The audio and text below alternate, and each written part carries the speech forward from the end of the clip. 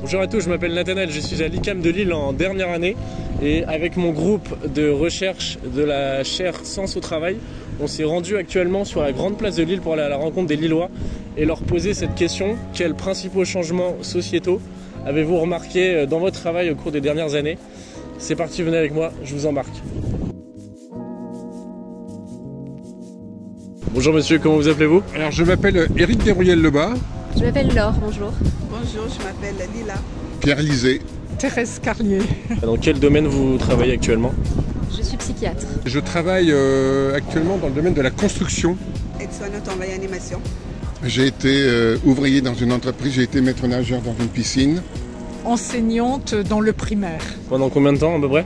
40 ans. Quels principaux changements observez-vous dans le monde du travail depuis quelques années? Ce qui me vient comme ça donc à l'esprit, le premier, c'est le télétravail. C'est assez nouveau pour moi et je suis pas spécialement pour. Les principaux inconvénients D'être isolé, de rester sur place, de dormir, manger, travailler au même endroit. Et une question par rapport à l'équilibre vie pro, vie perso, comment voyez-vous la place que prend votre travail par rapport à votre vie personnelle? Oui, en fait, mon travail il prend énormément de place dans ma vie. Vraiment, peu de temps pour ma vie privée, mes enfants. On est fatigué, donc le temps qu'on a, on veut se reposer. Et malheureusement, quand vous avez des enfants, les activités, vous les mettez un peu en côté. Vous posez énormément de questions et forcément, ma vie privée est prioritaire. Ça vous a dérangé ou c'était quelque chose que vous acceptiez? Moi, comme j'étais célibataire, je me donnais à plein, à fond dans le travail. Voilà. Mais je me disais tout le temps que pour les gens mariés, ça doit être compliqué. Est-ce que vous trouvez qu'actuellement les gens cherchent de plus en plus à trouver un réel sens à leur travail? Oui. Alors, il y a plusieurs plans. Moi, je le remarque donc dans mon travail chez mes patients. J'ai beaucoup de patients qui sont en souffrance au travail d'une manière générale. J'ai des jeunes qui sont en perte de sens. Et j'ai aussi des gens en fin de carrière qui voudraient finir leur carrière avec un travail qui a du sens, de la reconnaissance et qui se retrouvent à faire des tâches où ils ne sont pas valorisés. Et il y a beaucoup de souffrance de ce côté-là. Je le vois aussi dans ma génération et chez mes collègues.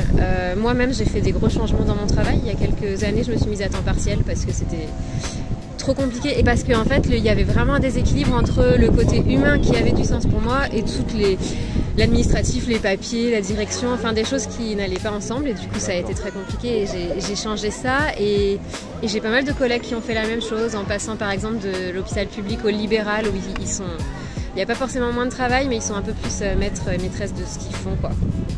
Deuxième sujet qui me vient un peu à l'esprit, je pense que c'est la parité homme-femme.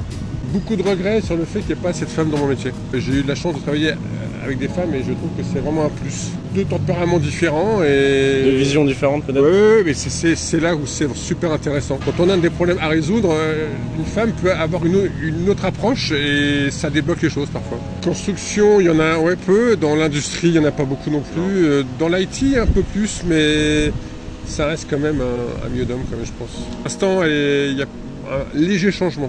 La mixité homme-femme, je reconnais que nous avions une collègue femme qui devait endurer beaucoup de réflexions désagréables. C'était la seule femme? C'était la seule femme, oui.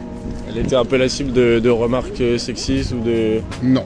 Mais par contre, les collègues hommes ne lui passaient rien.